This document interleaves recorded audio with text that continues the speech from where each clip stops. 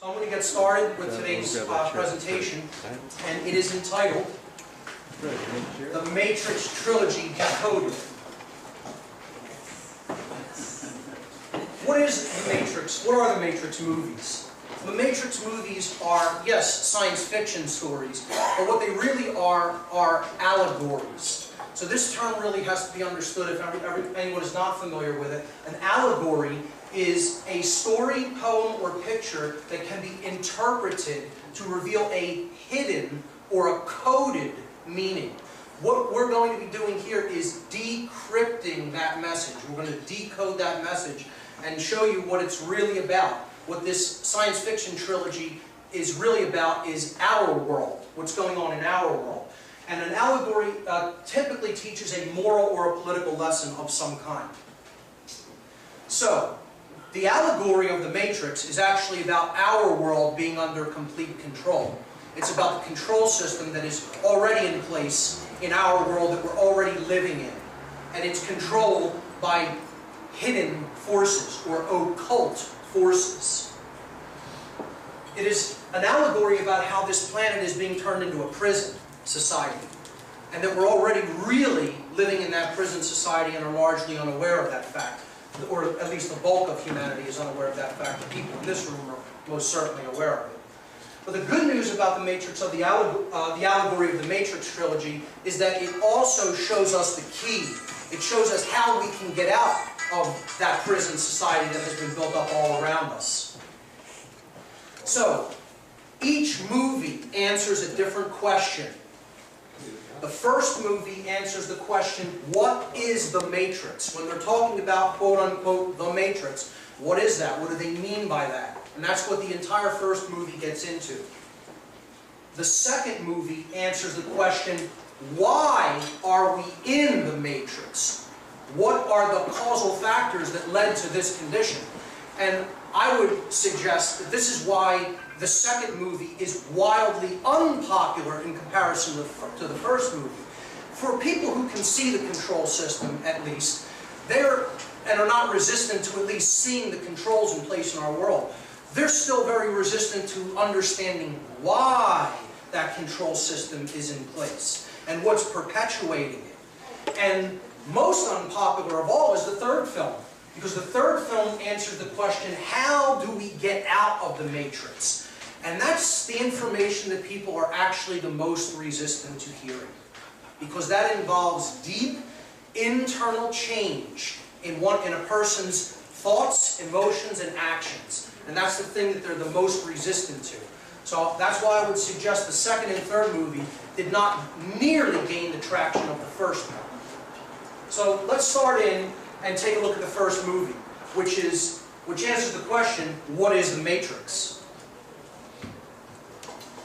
The film begins in a hotel called the heart of the city. So it's starting at the heart. This is very highly symbolic, as we will see, because one of the things people miss in this movie is that it begins and ends in the same place, in the heart. Okay? It actually comes around full circle, and Neo actually ends up in this building at the end of the film. Okay? So every movie, every one of the movies also begins with Trinity, the main female lead, played by Carrie-Anne Moss, in distress, in severe distress of some kind. Each movie starts with her under attack or in distress. Okay? Because she represents the feminine force that is in distress in our world. Okay? She's under attack by agents at the beginning of the first film. Agents of the state are what these agents in the Matrix represent. They represent people who are doing the bidding of the control system. Okay, the main hero of the film, played by Keanu Reeves, is Thomas Anderson, who is a software engineer. Okay, now, the Matrix is all an allegory dealing with software jargon, computer jargon, okay, software, hardware, internet, things like that. So, another thing a lot of people miss is that at the beginning of every film, the first time you ever see the main character, he is asleep. Every film, okay? And this is suggestive This is suggestive that we are asleep because Thomas Anderson represents the everyman. He is us. Okay? He represents our position as the average human being trapped in the matrix and asleep. Okay? Not having awoken yet. And he receives an encrypted message on his computer that says, "Wake up, Neo." See, that's his hacker name, Neo. We'll get into what that represents, the name. The Matrix has you. It owns you. Okay? And follow the white rabbit is the advice he's given. And that's suggestive, of course, Lewis Carroll's Through the Looking Glass, which is also about a reality that is hidden from our view. So, his apartment is room 101. Now, this is a direct reference to 1984, the book by George Orwell. And room 101 in that film represents the place where your deepest fears are contained, that you have to go into. The protagonist of that movie had to go into near the end of the book, the book, 1984 had to go into. And, you know, unfortunately that movie has a very dark ending where The Matrix actually has a quite hopeful ending. But room 101 represents fear, and you see the one-eye symbolism as well here, with the character peeking out fearfully through the door. This is a scene where a bunch of other hacker types come to his house to take some code, to take some stolen information from Neo, who he has paid a couple $1,000s for at the beginning of the film. Now, the money stash that he uses is a book. It's a hollowed out book. But this book is actually what inspired the film. Okay? It's a real book. It's by Jean Baudrillard. Okay? And it's called Simulacra and Simulation. And it is a book about how we are lost in the map and we are not even seeing the territory for what it is. It's a book about how our perceptions are completely misguided and we are misled into a dream world. And we're believing that the symbols and the map are the real world, and we're not even really paying attention to the real world. We're not paying attention to nature at all. Okay? So that's what that book is all about. I suggest people check it out because it is really, along with some other spiritual teaching from different traditions, what the information that underlies the Matrix films.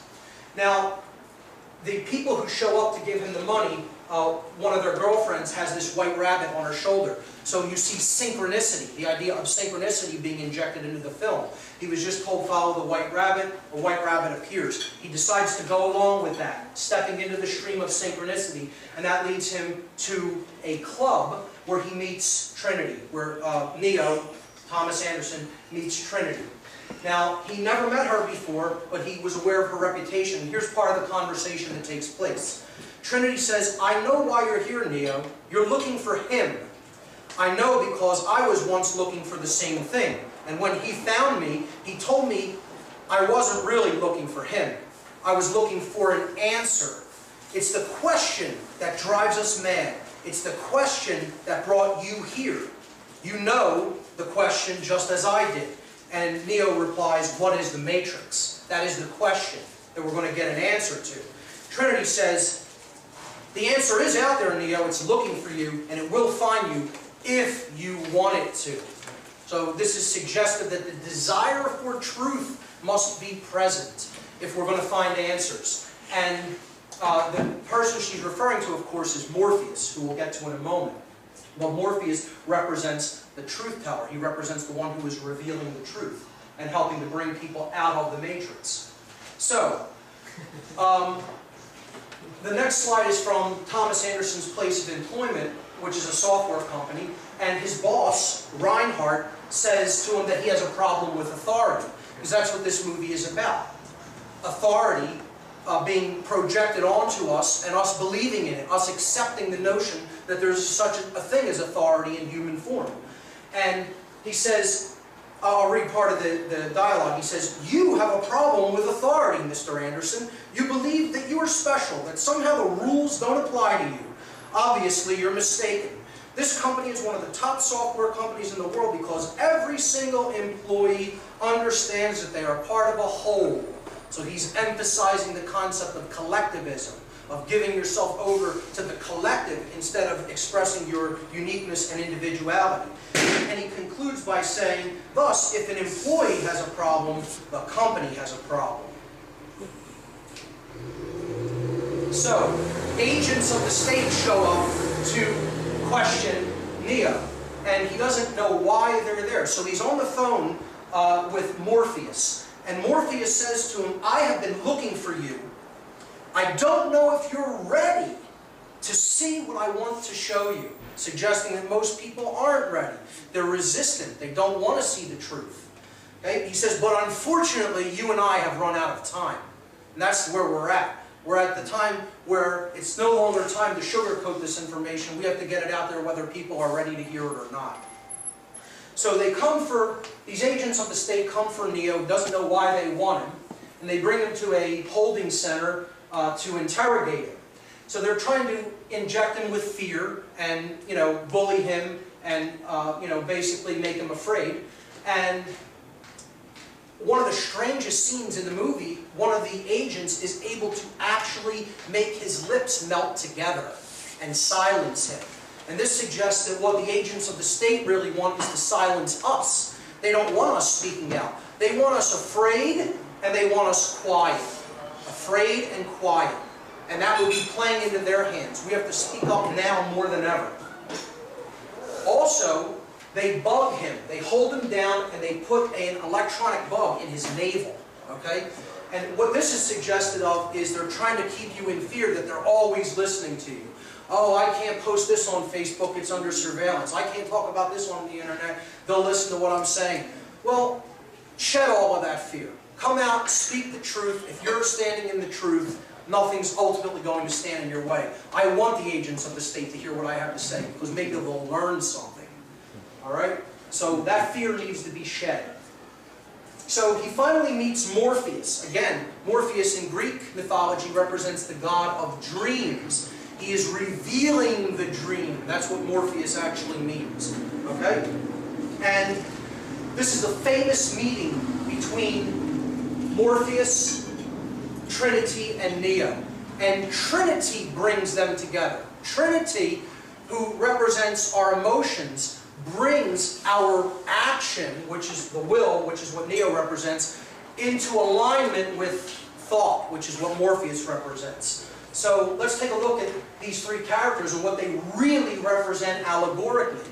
They are different aspects of our consciousness, of the expression of our consciousness.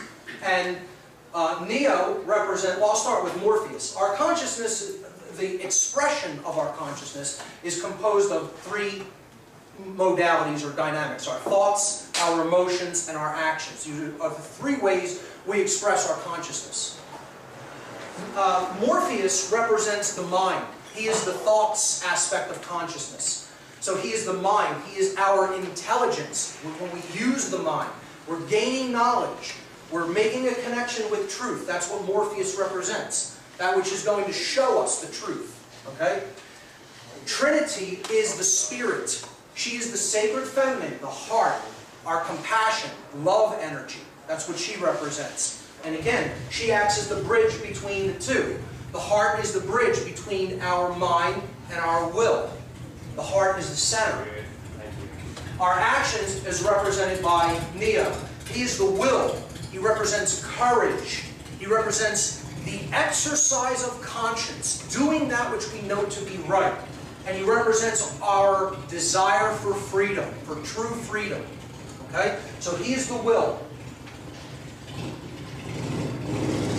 When they meet, finally, when the thoughts reach out to the actions, to the will, and they finally meet in the Lafayette Hotel, Morpheus presents Neo with a choice, and here's how the dialogue goes.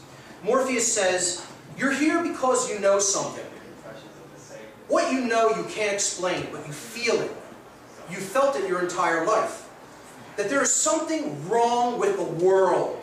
You don't know what it is, but it is there, like a splinter in your mind, driving you mad. It is this feeling that has brought you to me. Do you know what I'm talking about?" And Neo replies, "The Matrix." Morpheus says, Do you want to know what it is? You want to know what the matrix is. The matrix is everywhere. It's all around us, even now in this very room. You can see it when you look out your window, when you go to church. When you turn on your television. You can feel it when you go to work, when you go to church, when you pay your taxes. It is the world that has been pulled over your eyes to blind you from the truth. And Neo asks, what truth? And Morpheus replies, that you are a slave, Neo. Yes. Like everyone else, you were born into bondage. Born into a prison that you can't taste or smell or taste or touch. A prison for your mind. Unfortunately, no one can be told what the matrix is. You have to see it for yourself. So this is the idea that we have to have our mind open enough to see the system of control that is all around us. No one can really explain it to us. We have to be open-minded enough to see it for ourselves. He says, this is your last chance. After this, there is no turning back. You take the blue pill and the story ends here. You wake up in your bed and believe whatever you want to believe. If you take the red pill, you stay in Wonderland, and I show you how deep the rabbit hole goes. Another reference to Through the Looking Glass. And this is suggestive that the truth, to understand the truth, is a choice that only we can make. And the frequencies represented by the two colored pills are something that is a part of the code of this allegory.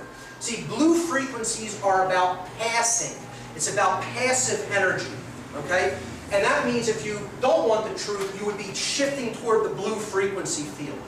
Red is about pushing forward and engaging the will and going wherever the truth leads, okay? It's the masculine aspect, which is what we have to engage when it comes to the acceptance of the truth. We have to employ will to understand what is really going on in our world.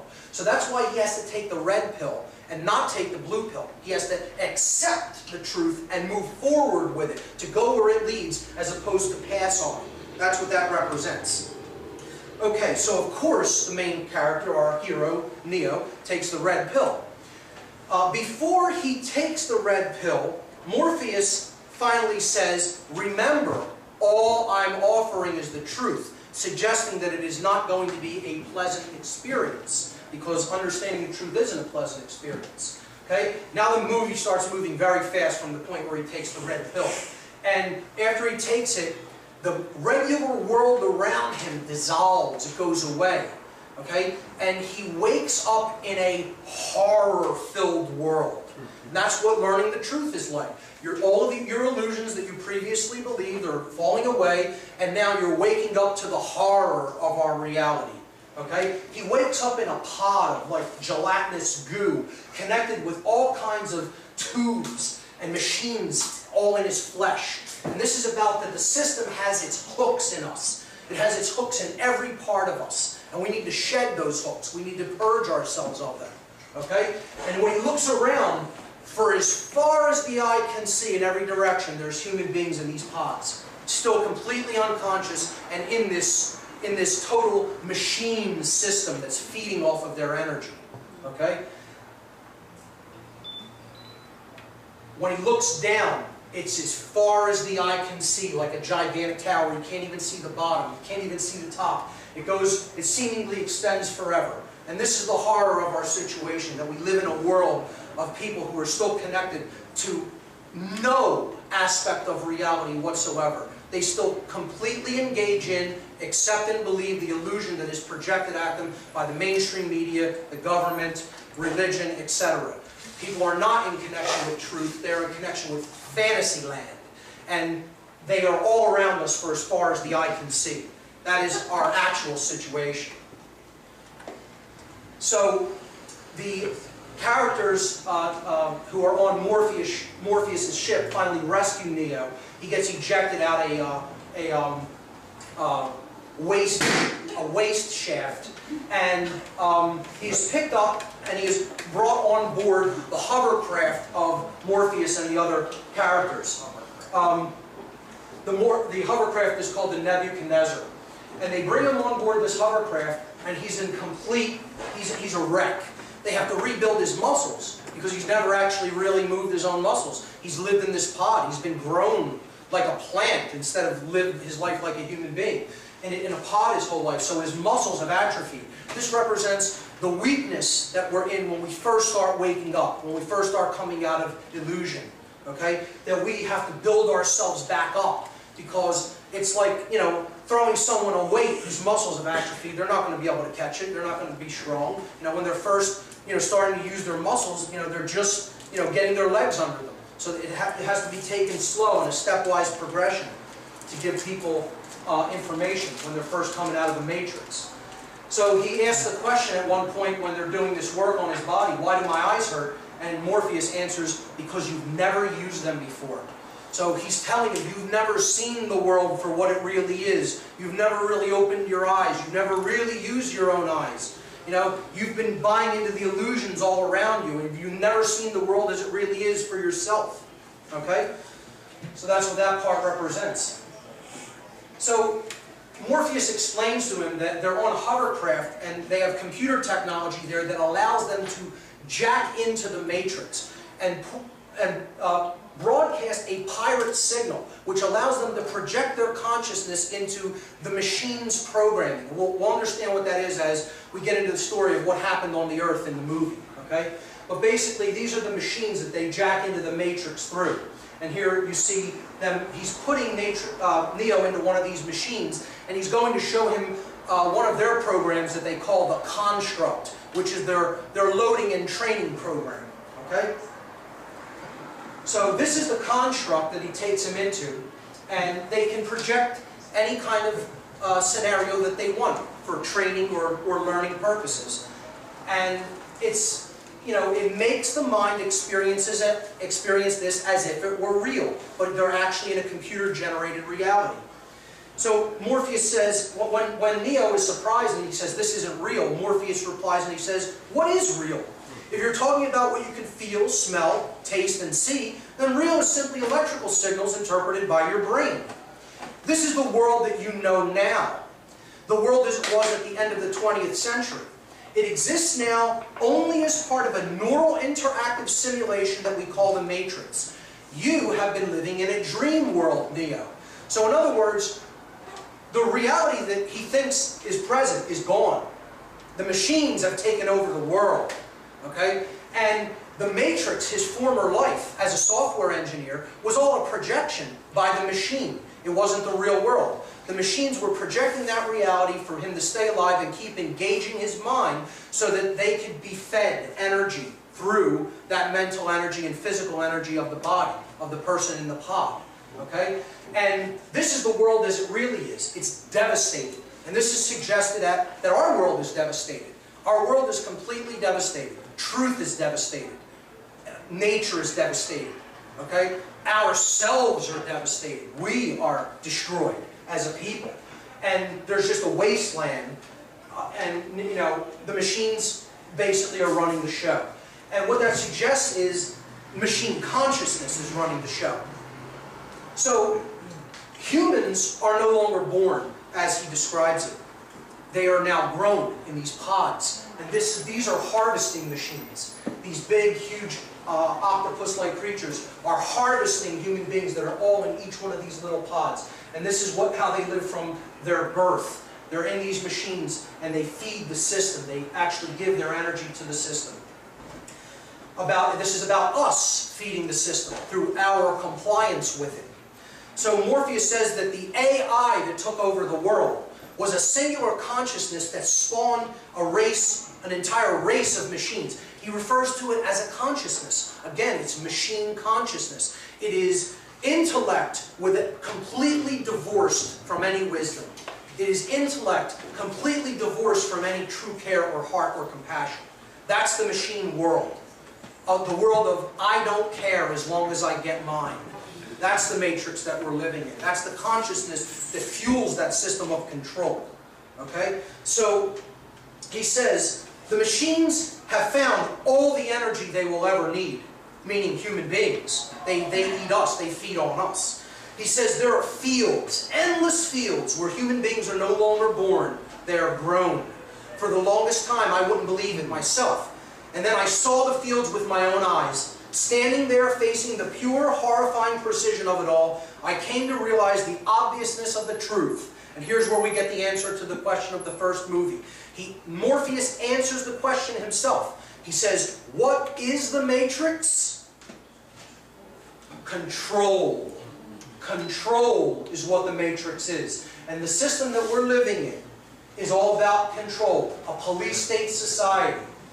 Total lockdown society coming in. Brought on by keeping people in a completely illusory, dumbed down condition from the moment that they are born.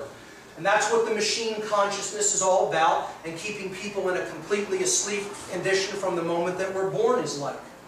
He answers the question. There it is. What is the Matrix? Control.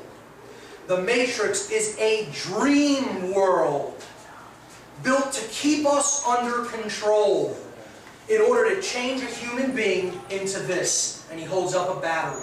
Because we are their fuel through our consent to this system of control that has been built up. I would suggest that what the Matrix ultimately is this. It's not just control, it's a specific kind of control. The Matrix is mind control. This is where the real Matrix is operating. It's operating in the realm of mind to keep people in a dreamlike state, in a state of unconsciousness, so that they cannot really see what's going on in our reality and just accept the projected version of reality at face value. Neo is horrified by this and immediately tries to reject it. Of course, when people are first waking up to the nature of our reality, they're very angry. And they want to lash out at who's telling them the truth. They don't want to hear it. So he says, no, I don't believe it. It's not possible. And Morpheus again responds, I didn't say it would be easy. I just said it would be the truth. That's all he was ever offering him. He wasn't telling him you're going to wake up to a wonderful fantasy land. You're going to wake up to a wonderful world. You know, you're going to wake up and see the truth for what it is. A world of horror that it's our responsibility to change. Okay? So he hits him with even harder information after that, which he's even less prepared to handle. He says, Neo asks him, I can't go back, can I? And he says, no. But if you could, would you really want to? You know, who wants to go back into the illusion world after they see the world as it is, even though it's horrible? You know, most people don't make that decision. They want to at least know what the truth is. And he says, we never free a mind once it reaches a certain age. It's dangerous, and the mind has trouble letting go, which you can see in the world with people who have developed real attachments to the system. It's very difficult for them to let go of it. He says, I did what I did because I had to. When the Matrix was first built, there was a man born inside, which we call the One. Morpheus calls him the One, who had the ability to change whatever he wanted, to make the Matrix as he saw, remake the Matrix as he saw fit. It was he who freed the first of us and taught us the truth. As long as the Matrix exists, human beings will never be free. And what was the Matrix? Control. So substitute the word, the allegory, put it in there. As long as the Matrix exists, human beings will never be free. What is the Matrix? Control. As long as the desire to control exists, you will never be free, ever. So, he says, after he died, meaning the One, his return was prophesied. And it was prophesied that his coming would hail the destruction of the Matrix, the destruction of the world of control. And that the war between us and the machines would end, bringing peace to our people, bringing freedom to our people. He says, that is why there are those of us who have spent our entire lives searching the Matrix looking for him. I did what I did because I believe that search is over, referring to Neo. So he just drops onto Neo that he believes that this guy is the savior of humanity, that he's the savior of the world. He just woke up, he's newly woken up to the reality that's all around him, and he's still horrified by it. And now this guy just hit him with the fact that he's the savior, or so Morpheus believes. Okay? So let's continue. Morpheus then, okay, let's look at what the name Neo really means, allegorically. Neo represents our neocortex, the higher part of the brain, and the newest part of the brain in evolutionary terms. Neo is a Latin prefix meaning new. Okay? It's also an anagram for the word one. You just rearrange the letters of Neo and you get one. So what Neo actually represents, that is going to be our savior, is balancing the left and right brain hemispheres, okay, and bringing the entire brain complex together as one, ultimately bringing consciousness together as one. That can't be done unless it can be done physiologically. Then we can do it with higher consciousness. But if the brain is in a state of imbalance toward the left hemisphere or the right hemisphere, we're not in higher consciousness. We're in left brain consciousness is pure machine consciousness, and right brain consciousness is pure slave consciousness. Okay? That's just accepting whatever happens to you without doing anything. Total passivity, and this is total, male action drive that has no compassion in it. Only when we bridge these two in conjunction with the heart do we really wake up to our higher selves. Okay, so what Neo represents is this occult or this esoteric concept of the new man, the being that we need to give birth to by working upon ourselves and our consciousness. All right, and bringing our thoughts, our emotions, and our actions into alignment once we have balanced these hemispheres of the brain. It is the enlightened or illuminated man. It's a new being, a new species, so to speak. It's the next stage of human evolutionary development, which happens in consciousness, not physically. It happens here and here. That's where that evolution takes place. So that's what ultimately Neo represents. And again, that is the Savior. That is our Savior. That's what we need to do. That's where we need to go if we're going to really create any lasting positive change in our reality. This is the famous fight scene. Morpheus takes Neo into their training construct and begins to train him, okay, to try to free his mind. All right? And again, this scene is where I got the phrase "free your mind" from. The conference is named directly after this movie from this scene in the Matrix. Okay? So he says, he's fighting, Neo is fighting Morpheus, and he cannot beat him. He's given all the programs for jiu-jitsu and other forms of kung fu, and he knows all the forms and the techniques, but he still can't beat Morpheus, who is older and seemingly weaker body-wise. He's in better shape as a physical specimen. Neo is, but he can't beat him. And he's like, why do you think you can't beat me? And he says, do you believe that me being any stronger or faster here has anything to do with my muscles in this place, meaning the construct? So he's trying to explain to him this is all about being strong here in the mind. That's where, when we start to take action in this realm, that our strength has to reside. And he says, I am trying to free your mind, Neo, but I can only show you the door. You are the one that has to walk through it. So, you could lead a horse to water, but you can't make him drink. You could show someone the truth, but you can't make them accept it. That's what he's saying. He's saying you have to let it all go. Fear has to be let go. Doubt has to be let go. Disbelief. Free your mind. He says, you're the one who has to walk through the door, suggesting that ultimately only the person themselves creates transformation. Transformation is created within, and it's done according to our accepting the truth and then putting it into practice in our lives. So you're the one who has to do it. He shows them another training program, which they call the JUMP program. And this is about having faith in yourself. All right? He starts them on this building, and he's telling him you need to jump to that other building across an entire city street. And this is obviously impossible in the, quote, real world, but he's trying to train his mind out of its weakness and build up confidence and build up belief in oneself. So Morpheus makes the jump because he's already at that level of consciousness, and he asks him to follow. And of course, Neo isn't at that level of awareness yet, and so he plummets into the street. And the street doesn't kill him. It acts like a trampoline, but he kind of is a little bit injured. He spits up a little bit of blood, and and he says in this, if you're, after coming out of that program, spitting up some blood, he says, if you're killed in the Matrix, that means that you die here. And Morpheus simply responds, the body cannot live without the mind. So ultimately, the mind is what's creating our projections in the real world.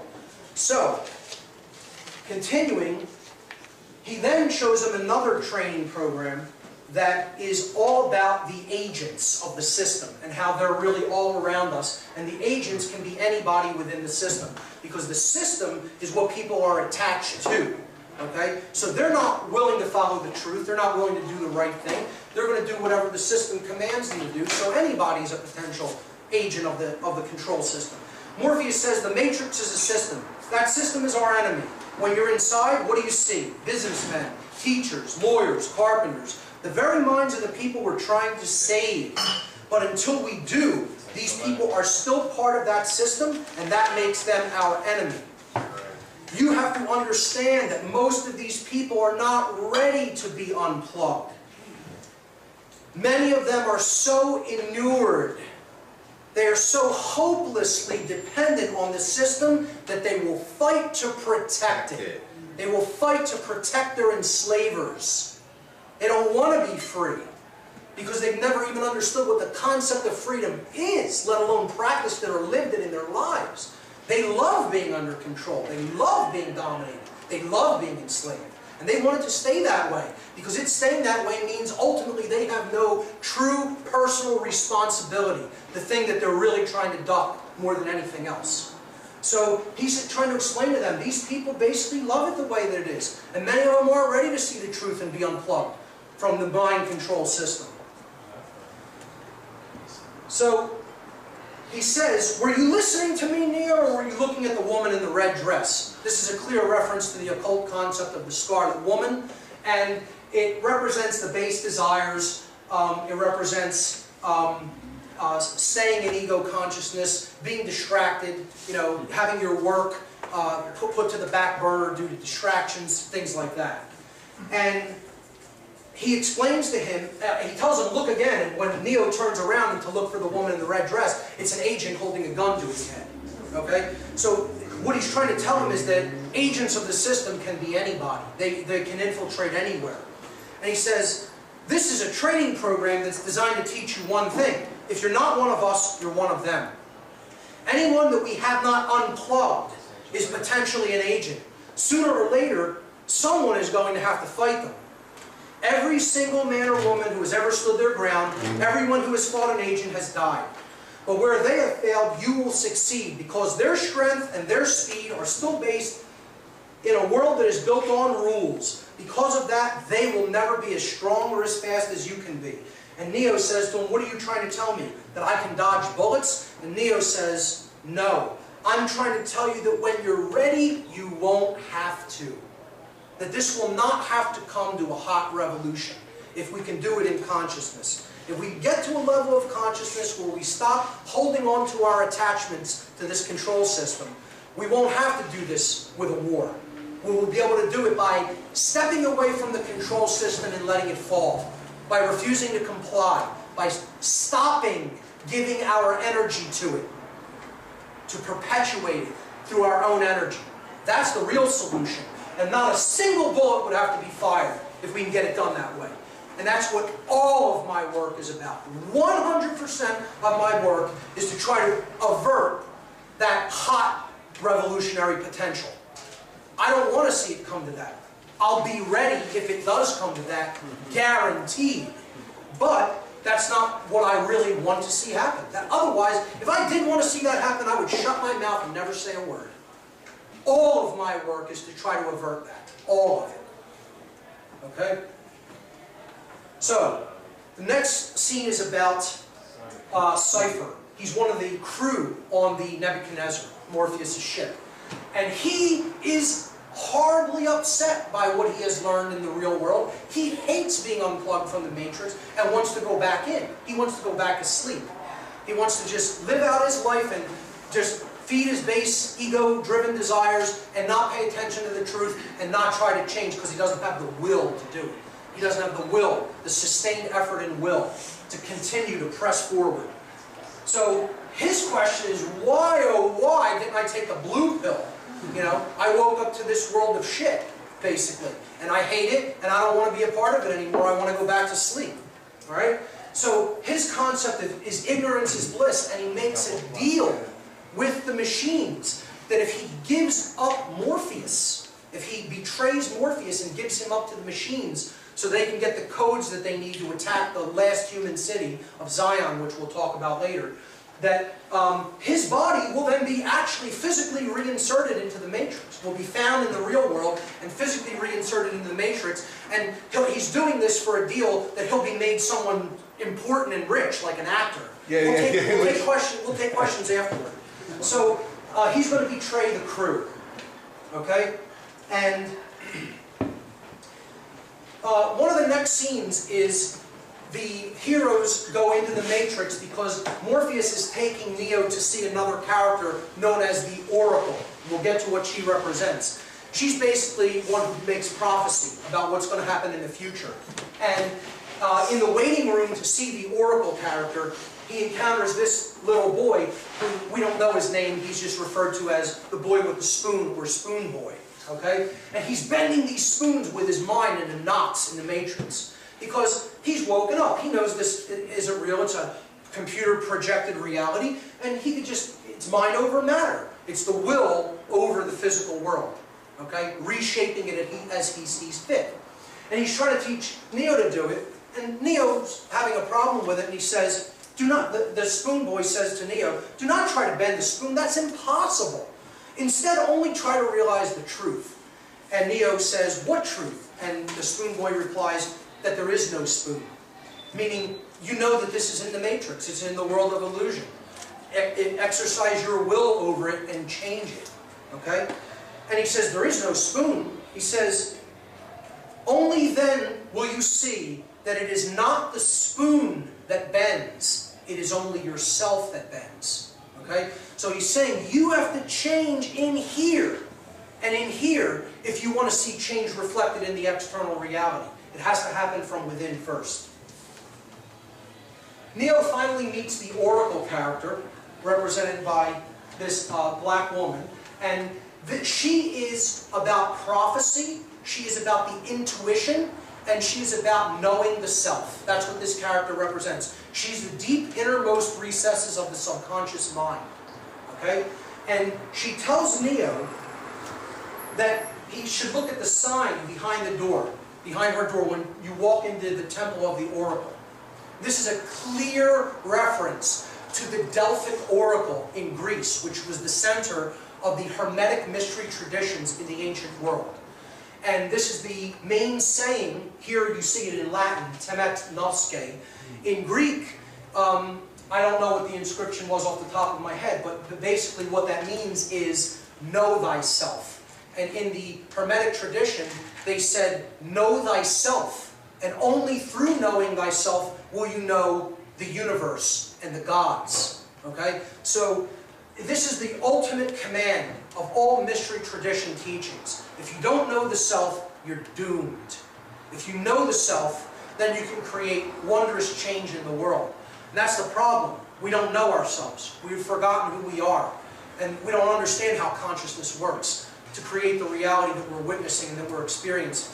And therefore, that's why we continue to create in ignorance. If only when we know the self will we create consciously. So she says, do you know what that means? It's Latin. It means know thyself. Being the one is just like being in love. No one can tell you you're in love. You just know it through and through. She says, sorry, kid. You have the gift, but it looks like you're waiting for something. Maybe in the next life, who knows? So he hasn't built up the confidence. He doesn't know himself enough to know he is the one. He hasn't come to that awakening level yet, that level of consciousness to know he's the one who has to go out and make change. Okay? So she tells him, well, it seems like you're waiting for something. You know, you don't know that you're the one? Well, then I guess you're not. If that's what you believe, then it's true. So he leaves kind of despondent. And back on the ship, Cypher betrays some of the other characters and kills one of them. Alright? And he takes over the ship, and he finally betrays Morpheus, and Morpheus falls into the hands of agents within the Matrix before they can actually get out. So here you see Morpheus being tortured and questioned by some of the agents. And Agent Smith says to Morpheus, in reference to the Matrix itself, the system of control, have you ever stared at it and marveled at its beauty, its genius? Billions and billions of people just living out their lives, completely oblivious. Talking about the control system we're living in. He says, did you know that the first Matrix was designed to be a perfect human world? Where none suffered, where everyone would be happy. It was a complete disaster. No one would accept the program. And that's because as a species, human beings define their reality through misery and suffering. This is Smith's dark, poisoned worldview of humanity, of how he sees humanity. And this is part of our poisoned worldview. Why we're still stuck in the Matrix is this is a lot of people's poisoned worldview. He says the perfect world was actually a dream that your primitive cerebrum kept trying to wake up from. You couldn't just accept that things were okay and that, nature was just, ruling the day and you were going along in harmony with it. You weren't trying to fight against it. You weren't trying to fight against the laws of creation. You weren't trying to fight against, your true nature. You were just going along with it. That would have been a perfect world, but you couldn't do that. Your mind kept trying to wake up from it. It wanted something else. It wanted something more. Until it finally would only accept this prison reality, that desire to control. He says that's why the Matrix was redesigned to this, meaning, the modern world, the system of control. So he says, when I tried to classify your species, I realized that you're not actually mammals. Every mammal on this planet instinctively develops a natural equilibrium with the surrounding environment, but humans do not. You move to an area, multiply and multiply, until every natural resource is consumed. The only way you survive is to spread to another area. There is another organism on this planet that follows this same pattern. Do you know what it is? A virus. Human beings are a disease, a cancer of this planet. You are a plague, and we are the cure, meaning the machines, because he's one of the programs in the machine world.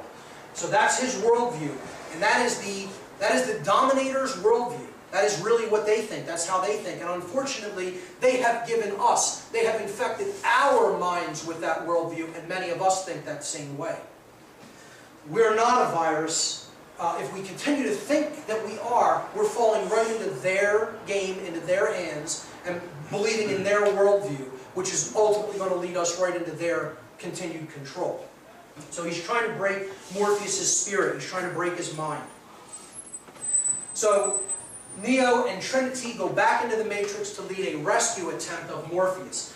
Okay? And this is basically, you're trying to rescue the truth and keep the truth alive. That's what these characters are doing. That's what this represents. Morpheus is the truth.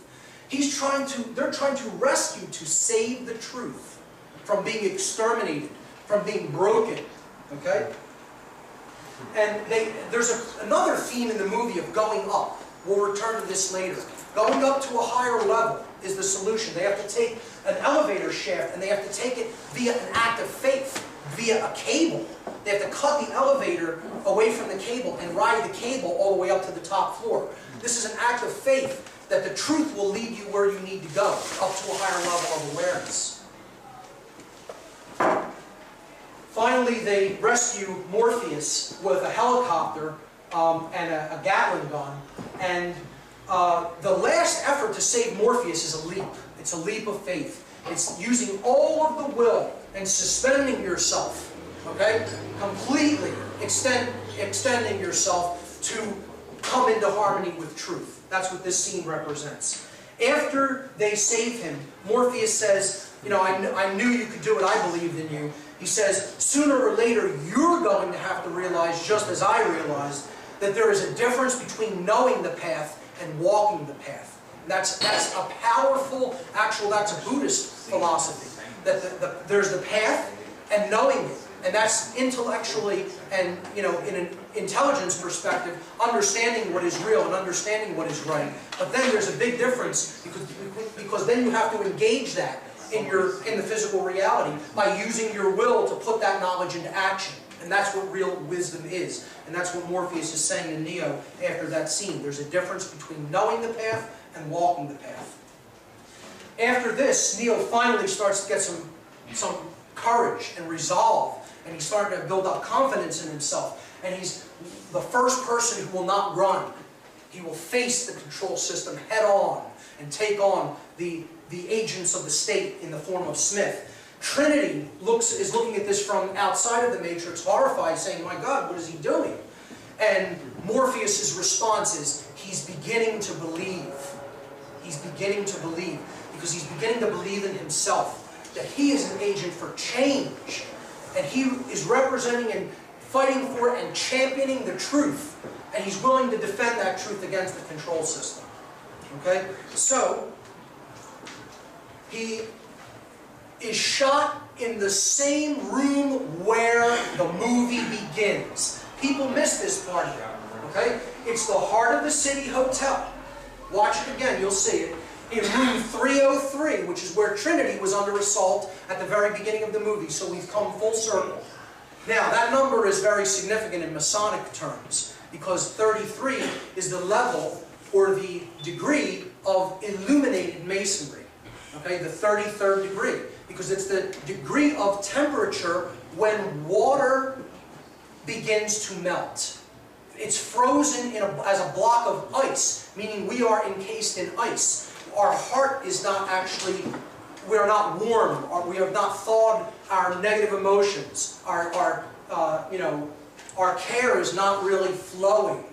But when we come up to the 33rd degree, the light of the sun, knowledge, okay, of the true self, has thawed it and has turned it back into water.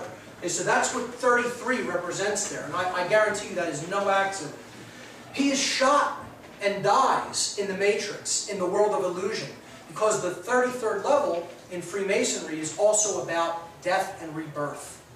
It is about resurrection to a new form of consciousness, to enlightened awareness, which is why it is called the first level of the illuminated degrees of Masonry.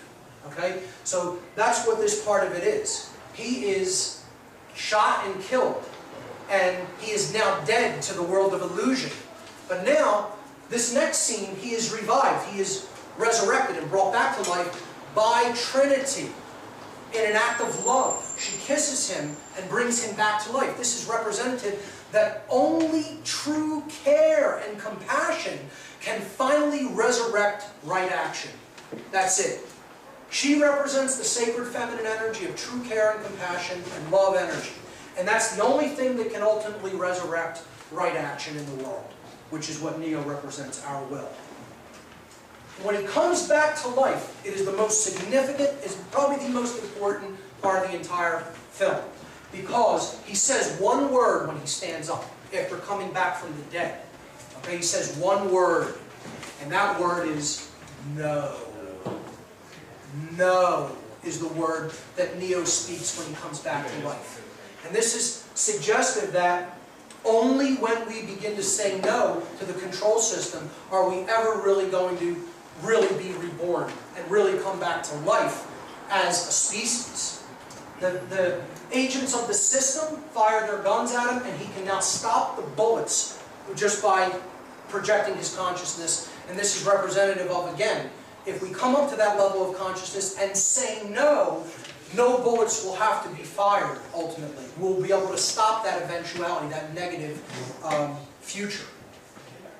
So, the word no, I call it the most powerful word in the universe in my work.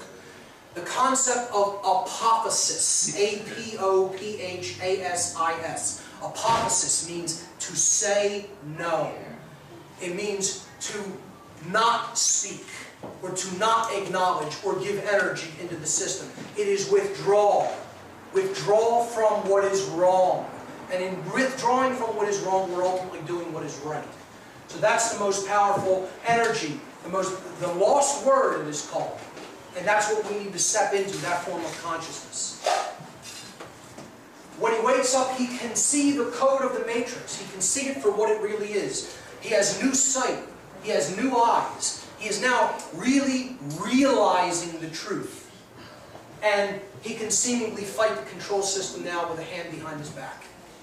It's becoming easier for him because he now can see the truth. So the illusion, as it's projected at him now, he can strike it down at will.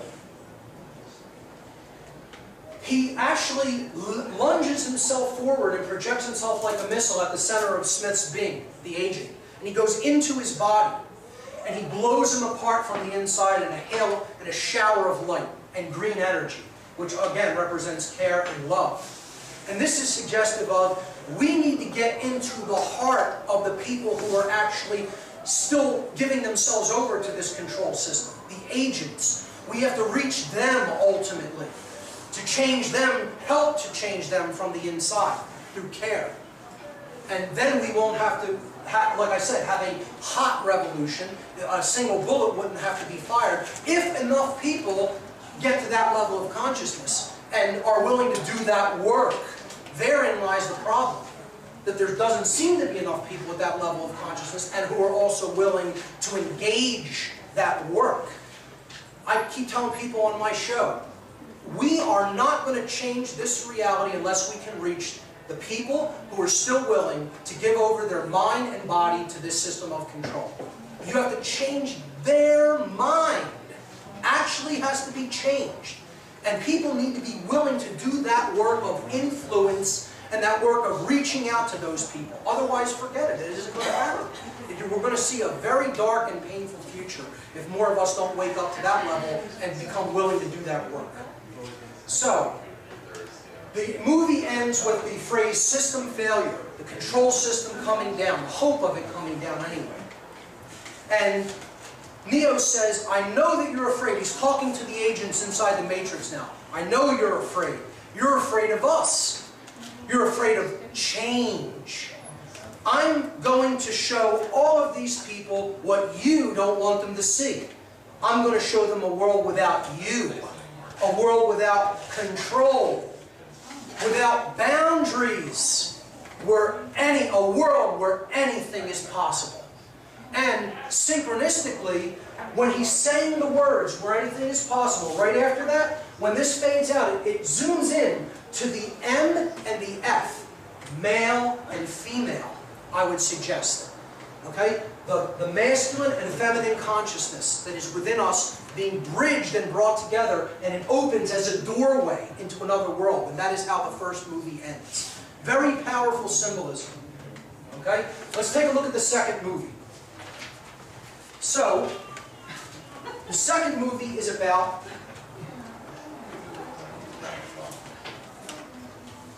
why are we in the Matrix? And this movie gets into much deeper philosophical frameworks than even the first one. I would suggest this is also why it's very unpopular. People are resistant, even if they're awake to the control system, to understanding why we're in the current human condition. So, let's jump in. Once again, the movie opens, the sacred feminine, under distress, okay, being accosted, being shot at, falling from a building, okay, falling, care, who she represents, love is falling after being, pummeled with bullets, okay, and Neo is asleep still.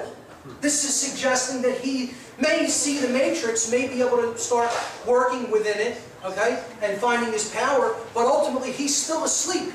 There's still more for him to know, and that's about why this is created, because only in understanding the reason for something, the causal factor, can we really understand what's necessary to undo it, okay? We get our first glimpse of the last human city, the only place the machines haven't completely wiped out. It's called Zion, and people have a very misunderstanding of what this city represents. In the Kabbalistic tradition, in Kabbalah, Zion actually represents the spiritual center of creation, where the manifested reality is projected from. Okay? So spirit, okay, and care, and our thoughts. These are the things that are actually the projector. And then the projection is the physical manifested reality. Well, Zion is the center of the spirit in the Kabbalistic tradition. All right? And it also represents a positive hope for a better future world. That's what Zion represents in esoteric traditions. So that's what this represents. More overtly, all it represents is the underground. People who are still in the underground. They're not the mainstream because the city is deep underground. It's described down near the core of the earth. Well, there's a core of people who know the truth, and they're basically still deep underground. You know, internet radio, fanzines and magazines, and things, meetings like this and conferences like we're having. It's not mainstream. It's still very underground. We're trying to bring it up to the surface. Okay, but it's still deep in the underground world. And that's what Zion represents. There's a big conflict between Morpheus and Commander Locke, a subplot theme that runs throughout this movie. And this is the tension between one who has faith in what is achievable and possible, and someone who is still really trapped in 5 sense only thinking. Okay, Morpheus, has faith in higher consciousness, that it's really the ultimate solution, and Locke is still all about just physical things to do in this world. I call it, he's the rearranging furniture on the Titanic guy, whereas Morpheus really knows what's necessary to create the real change. So Locke says, I don't care about oracles or prophecies or messiahs. I care about one thing, stopping that army from destroying this city, meaning the machine army who's coming to attack Zion. And he says, and to do that, I need soldiers to obey my orders. So he's still in the controlled consciousness from the Matrix. Not much has changed with him. He's all about, well, there's linear physical things that need to be done, and I need people to obey. And that's not the consciousness that's going to get us out of this mess. Morpheus says, with all due respect, Commander, there's only one way to save this city, Neo. And what he's referring to is that unity consciousness that we have to get to. So let's move forward. Morpheus gives a phenomenal speech in this that's very inspiring. He says, the machines have gathered an army. And as I speak, that army is drawing nearer to our home. He's telling this to the people of Zion. We have a difficult time ahead of us. But if we are to be prepared for it, we must first shed our fear of it. I stand here before you now truthfully unafraid, because I remember that for 100 years we have fought these machines. I remember that for 100 years they've sent their armies to destroy us, and after a century of war, I remember that which matters most. We are still here. He says, tonight, let us send a message to that army. Let us make them remember that this is Zion, and we are not afraid. So, incredibly powerful speech delivered by Morpheus about fear and how to conquer it. In this scene, we see that Smith has a new ability in this film to replicate himself. Agents are now replicating, and they're everywhere. Okay? So he puts his hand into the heart and turns it black. Okay? Highly symbolic. He's destroying people's care. He's eating their heart. And then he turns him into one of them, an agent for the system of control. Okay? So he takes over one of the people who is one of the crew members on another ship, Bane, his name is. Now, Bane is symbolic. Bane means poison in Latin. Okay? So that's how we are poisoned. We become poisoned through the heart. Actually, if you really want to get technical, what Bane means in Latin is not just poison. It means an agent of death. So highly symbolic. And again, poison was the main agent of death used, so it became synonymous with poison.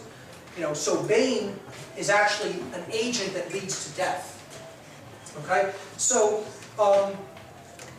we see him taking over people through the heart, and that's ultimately bringing them toward death, because that's what he represents. Smith represents death, as we'll see in a moment.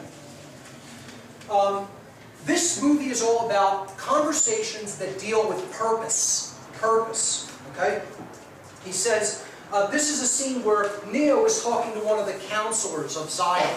And they go out into the engineering section, and he's having a conversation with him about all the machines that run the city. He said, Counselor Heyman is his name. He says, I think about all those people still plugged into the Matrix. And when I look at these machines, I can't help thinking that in a way we're plugged into them. He's talking about technology in general. And Neo answers, but we control these machines. They don't control us. And the counselor replies, it does make one wonder just what is control. Neo replies, if we wanted, we could shut these machines down. And the counselor says, that's it. That's control, isn't it? If we wanted, we could smash them to bits. Although if we did, we'd have to consider what would happen to our lights, our heat, our air. There's so much in this world I don't understand. See that machine? It has something to do with recycling our water supply. I have absolutely no idea how it works, but I do understand the reason for it to work. So here, purpose is brought up. There's a reason for things. Now, I would suggest this is also about technology and how it's a dual-edged sword. It can be used to help mankind, and it can be used as an agency for control. It's about how will we use it. Will we use it truly for our benefit and our uplift, or are we going to use it to bring in greater and greater modes of control? And that's the conversation that's taking place here. The councilman finally says, I have absolutely no idea how you, Neo, do some of the things that you're able to do, but I believe there's a reason for that as well. Again, purpose being brought up. Why, in other words. I only hope we will understand that reason before it's too late. So what he's suggesting here is we have to really understand what is driving your level of will so that we can help other people to achieve that level of consciousness and put their knowledge into action, to get over their fear and actually do the work that is required. If we can understand what helps bring somebody into that full potentiality of their power, then maybe we'll have a shot. So, very powerful scene actually. Okay, Seraph, this character here, is the protector of the oracle. And he is representative of the seraphim, an angel, a group of angels, angelic intelligences. His name is short for seraphim. He takes Neo into the Matrix to see the oracle. And the conversation between Neo and the oracle in this movie is also all about purpose. It is all about the why of things. Okay? The oracle says to Neo, we can never see past the choices that we do not understand. You didn't come here to make the choice. You've already made it. You're here to try to understand why you made it. In other words, she's telling him, you have to get to the why of your decisions. You have to understand the primary motivating factors of behavior. If you can't do that, you're done. He says, what if I can't do that? What happens if I fail? And she says, then Zion will fall, meaning humanity will be doomed. We can't understand what drives our behavior, our primary drives and motivations, the causal factors that lead us to make the choices that we do. We're doomed as a species. Very, very powerful, a crux of the philosophy in this movie. Okay? So, the oracle then says to Neo, the second part of this conversation is about what he has to do. And she says, the machine mainframe is where you must go, where the path of the one ends. You can save Zion if you reach the source, but to do that you will need the key maker. We're going to talk about what he represents in a moment. He disappeared some time ago, and he's being held prisoner by a very dangerous program, one of the oldest programs. He is called the Merovingian, who we're going to really get into and talking about. The Merovingian will not let the keymaker go willingly. What does he want, Neo asks, and the oracle says, what do all men with power want? More power. Okay? Let's move on. Neo finally encounters Smith in this movie after the Matrix leaves, and they have the big fight scene, the CGI fight scene, where he's fighting thousands of Smith agents. Smith has now become a virus, an agency of death that is replicating himself throughout our world. That's what this represents. And Neo is the one who has to try to stop it. Again, higher consciousness stopping the spreading of the destruction of the heart energy, the destruction of care. Alright, so after that fight scene, they go back into the Matrix to try to get the Keymaker out from the control of the Merovingian. So the three characters, Morpheus, Neo, and Trinity, go into the stronghold of the Merovingian. Now the Merovingian, the name is suggestive. It's about the Merovingian bloodline, one of the high connected bloodlines to the highest levels of the control system. This is an occult family that dates back into the ancient world, and there's a lot that we could go into on that, but you could research the Merovingian bloodline for yourself. Basically, who this character represents is the super, quote, elite that is controlling this world and reaping the benefits of the control system, okay? And he doesn't want to give up his power, he just wants more and more power. I would suggest that he is representative of the dark occultists, who understand the human psyche, how it works, and are completely manipulating it for their ends. So he's representative of the class of sorcerers who are really controlling the minds of the people of this world, and therefore getting them to do their bidding. This scene is the most powerful scene in the whole movie. In the whole trilogy, I should say. Not just this individual movie. It's the most important scene in the whole trilogy. Because it gets to the crux of why are we in this position. So, it starts with Morpheus saying to the Merovingian, you know why we are here. And the Merovingian says, I'm a trafficker of information. I know everything I can. Of course I know why you're here. The question is, do you know why you are here? And that question is a big question. Meaning, do you know why you've come to this place in the world? Do you know what? It's not about why are you in this building talking to me. Do you know why humanity has arrived at the condition that it has arrived at? That's the big question. Do you know what those causal factors are about? Because if you don't, good luck undoing it. Good luck making a better world. It's never going to happen unless you know what got you to where you're at first. So he says, the Merovingian says, do you know why you're here? Morpheus replies, we're looking for the Keymaker. The Merovingian replies, oh yes, it's true, the Keymaker, of course. But that's not a reason. This is not a why. The Keymaker is, his very nature is a means. It's not an end. And so to look for him is to be looking for a means to do what? What he's telling him here is, you're looking for the way out of your mess, but you don't want to understand why that mess is present to begin with. And without that knowledge in hand, you're never going to get out of the mess. You have to know why the mess was created in the first place. What got you to that condition? So Neo says, you know the answer to that question. And the Merovingian says, but do you? You think you do, but you do not. You're here because you were sent here. Referring to the oracle. She sent him here. He doesn't know what the Keymaker is, what he represents. You were told to come here and then you obeyed. And that's the way of all things.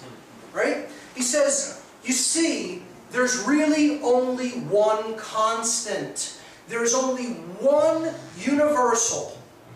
There's one universal law, ultimately. There's only one ultimate truth. The only real truth. Causality. Action, reaction. Cause and effect. Morpheus replies to that saying, everything begins with choice. And the Merovingian replies, wrong. Choice is an illusion created between those with power and those without. That is the nature of the universe. Causality. There is no escape from it. Our only hope, our only peace is to understand it. To understand the why. Why is the only real source of power. Without it, you are powerless. Why is the only real source of power. Without it, you are powerless. Another link in the chain of servitude and slavery, until you understand the why. There it is. There's the conversation happening between the five of them. Of course, this is Persephone, the wife of the Merovingian. He ultimately represents Hades, or Satan, okay, in mythology. And this is Persephone, the wife of Hades, who is held captive by Hades in Greek mythology. Again, it's another symbol of the sacred feminine being held captive by the force of evil and control. So, why is the only real source of power? Without it, you are powerless. Understand that. Persephone, again, represents the sacred feminine being held captive, again, by dark forces. She ultimately betrays the Merovingian and helps the heroes get to the keymaker in the dungeon he's being held in. Okay, so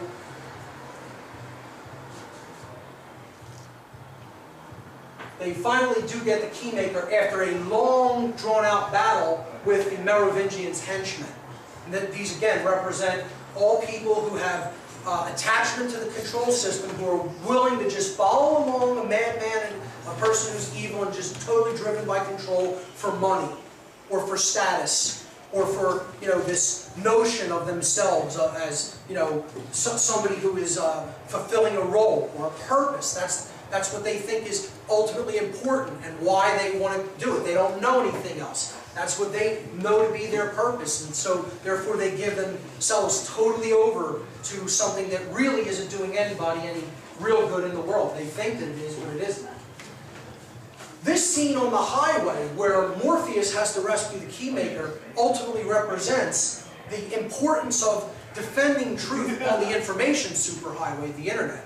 That if we're going to really get the truth out there to people and unlock them, unlock their minds, we cannot let the internet fall into the hands of the agents. So that's what that whole battle is about, getting the keymaker off of the, rescue him on the internet, on the superhighway. They finally do rescue the keymaker with Neo's help. Neo has to come down and swoop them out of an explosion, a huge explosion. So again, that represents he's rescuing the truth and the key to unlock people's minds, who the keymaker represents. The keymaker represents the unlocking of the deepest subconscious desires, getting into the subconscious mind and really deeply penetrating, exploring, and understanding our motivations and hidden desires. That's what the keymaker is. And that's why they need him. That's why they can't really do what they're going to do, which is unlock people's minds without the knowledge of how to do that. Okay, so he formulates a plan with three captains of three ships to go into the Matrix, disarm the defense system, and get Neo into a hidden part of the Matrix, a back door, so to speak, so he can get to the source and do what he needs to do. Okay, Smith is, of course, replicating here. You see him trying to take over Morpheus in one of the backdoor corridors while Neo is fighting him off. Finally, Trinity decides to help after one of the ship captains fails in their mission to disarm part of the defense system. Trinity decides to go into the Matrix. After promising Neo she would stay out of it, he's trying to protect her at this point because he has seen her death in a vision, in his dreams. And he doesn't want her entering the Matrix to try to change the plan, to try to make the plan work, but she goes in anyway. She decides to sacrifice herself, to go in even though there's tons of agents in there, to bring down part of the control grid so that the keymaker, Morpheus, and Neo can do what they need to do. Finally, it succeeds, and the keymaker opens this back door in the Matrix. Again, these are the subconscious, hidden desires that are all locked up and bound up in our mind that have to be unlocked, that have to be penetrated and walked into so we can understand the why of our behavior. Okay? And Neo finally walks through the door, and this is Stargate symbolism. This is, again, going into the state of light symbolism, of enlightenment, of real, true knowledge of self, which is why he walks through a blinding door of white light. All right? He ends up in a room filled with screens, and this is the realm of the architect of the Matrix. And this is where the key conversation happens in this second film. This is the architect of the Matrix, and this is Neo having the conversation with him. Here's how it goes. Neo asks, "Why am I here?" Again, here's the first question. Why? Purpose. What is the purpose? Why am I here? The architect says, your life is the sum of a remainder of an unbalanced equation inherent to the programming of the matrix. The matrix is older than you know. This is the 6th version of it. Okay? So this is news to Neo. He is not aware of this. In other words, he's telling him there have been other incarnations of humanity. There have been other destructions through cataclysms. Okay? This isn't the first time around on this great wheel of karma. You've done this before. That's what the architect of the Matrix is telling Neo here. And he says, this is the 6th version. As you're undoubtedly gathering, the anomaly is systemic. It creates fluctuations in even the most simplistic equations. So this anomaly that he's talking about, what is it? Neo immediately recognizes it and he says, choice. The problem is choice, isn't it? And the architect replies, the first matrix I designed was quite naturally perfect. It was a work of art, flawless and sublime, a triumph equaled only by its monumental failure. Again, because the human mind rejected that perfection. I redesigned it to more accurately reflect the varying grotesqueries of your nature. However, I was again frustrated by failure. The answer was stumbled upon by an intuitive program. And he's referring here to the oracle, again, who represents the intuitive capacity. Initially created to investigate certain aspects of the human psyche. Again, another reference that these are all aspects of the psyche, these programs. If I'm the father of the Matrix, she would undoubtedly be its mother. Neo says the oracle. And the architect says, she stumbled upon a solution whereby 99% of all the test subjects accepted the program. And what was this solution? The illusion of choice. The Hegelian dialectic. Do you want the Republicans or do you want the Democrats? Do you want Labor or conservative? Do you want liberal or conservative? Coke. You know, Coke or Pepsi, exactly. And that illusion of free choice is what gets people, even though it's a false choice, it's a false paradigm, gets people to accept the program of the Matrix. And what the choice ultimately is, do you want this form of control or do you want this form of control? But either way, you're under control. See, it's this hand or this hand, but either one's going to punch you in the teeth. Because it's controlled by the same mind who doesn't give a damn about it. Okay? And that's the false choice that people are presenting. Hegelian dialectic is what this is called. The presentation of a false choice to give the person who you're controlling the illusion that they've made the choice for themselves. And this is all an illusion. Just like politics, it's all an illusion. It's all fake. It's all puppet show. And the puppet master is getting ready to knock you out. Because he has the puppets on both hands, and whichever one you pick, you're getting knocked out by. You're getting dropped with. Okay? So, he says that those who refuse the program, while a tiny minority, if unchecked, would constitute an escalating probability of disaster and failure. Meaning, even, he's trying to control the people who have woken up from the Matrix. He wants everybody under control. He's not happy that even some people came out of it, because as long as there's some that came out, there's a possibility that they can bring the whole system down. So, Neo says this is about Zion, isn't it? Meaning the people who are awake, the people who have really come back to true humanity. And he says, the architect says, Zion is about to be destroyed, because he sent his machine army after them. He says, this will be the 6th time we have destroyed it, 6th extermination of humanity. And we have become exceedingly efficient at it. The architect then says to Neo, the function of the one is only to return to the source, after which he's required to select from the matrix 23 individuals. That's a highly symbolic number, which represents escape. Getting out is what the number 23 represents in occult terms.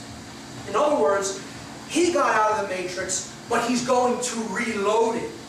That's where the name comes from. You're just starting the same system of control all over again. Because most people, when they come out of one system of control, what do? They build up another one. It isn't about laying down the sword. It's let's make a new system of control. And we'll be the new kings. We'll be the new rulers in this one. And we'll just do it all over again. It's not, what he's trying to say is, you're going to, we'll get you to a point of revolution, and then you'll just reload the matrix by bringing in another form of government. And that was the failure during our first revolution, where what should have been realized is that the problem is the belief in authority is the human problem. That's the problem of the human condition. And that's what needs to be abandoned, is that there is any people who are our authorities. Truth is our authority and nothing else. And we need to make that the goal of what we are going to actually give our energy to. Truth, instead of belief in authority and other systems of control. So, he says, he's telling Neo, the whole program about the one, this prophecy is, it's all bunk. All the one is supposed to do is restart the matrix. You usher in a revolution, we kill all the people in Zion, you take some people out of the matrix, and we start it all over again. Go around the wheel of karma all over again in a big revolution. Okay? The turning of the wheel of karma. He says, failure to comply with this process will result in a cataclysmic system crash, killing everyone that's connected to the matrix. All those vast human beings in those power plants. Okay? Coupled with the extermination of Zion, this will result in the extinction of the entire human race. So he's telling Neo, you're in control of whether the whole human race dies at this point. The fate of humanity is in your hands. He tells him that there's a door on the left, which if he goes through, goes to the source, and he rebuilds the matrix, he reloads the matrix. If he goes through the door to the right or to his left, then he goes back into the matrix to rescue Trinity, who he's now become aware is in the matrix. So he says, you won't let the total system crash happen. You can't. You need human beings to survive. And the architect says, there's levels of survival that we are prepared to accept. However, the relevant issue is whether or not you are ready to accept the responsibility of the death of every human being in your world. And the architect makes him aware that Trinity has entered the matrix to save Neo's life at the cost of her own. She was ready to sacrifice herself to save him. He says, this brings us to the moment of truth. The architect is speaking here. He says there's two doors. One to the right that leads back to the source and the salvation of Zion. The door to your left leads back to the matrix, to Trinity, and to the end of your species. So you have to make that choice. He says, when Neo starts walking determinedly over to the door that leads back to Trinity, to save his love, to save care, to save compassion in the heart, the architect says, hope is the quintessential human delusion.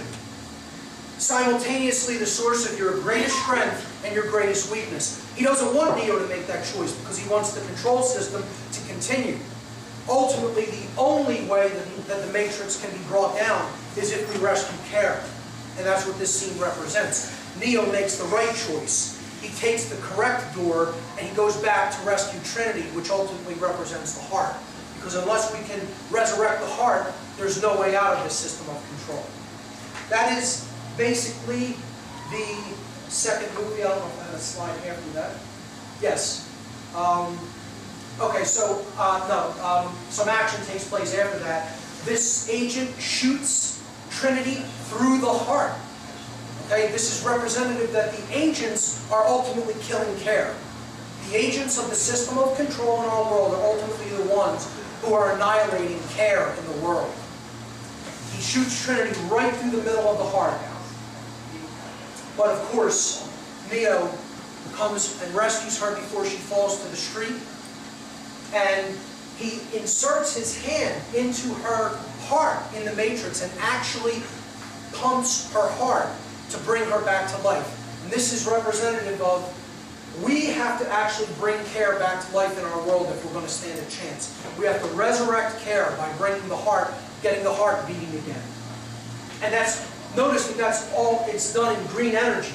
Again, you see green being the main theme, the main color here, because green is the color, the frequency of balance. It's actually in between, in the visible spectrum, between the reds and the blues, or the masculine and feminine frequencies. It is the coming together, the sacred marriage of those two modes of consciousness, and that's what care energy is really all about. The middle, the center of the visible spectrum of light, green energy, is care energy, is love energy.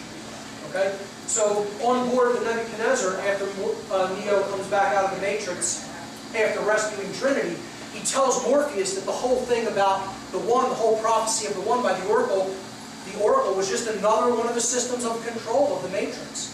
And it was all about reloading the Matrix and starting it all up over again. So Morpheus is like devastated, because this is his whole religion. This is his entire belief system. You know, and he's now having to realize, wow, that was all just part of the illusion. I look at that as all the beliefs that are fed to us through religion and the New Age movement about externalizing the Savior is all part of the system of control, because it gets you to stand down and you don't really take right action.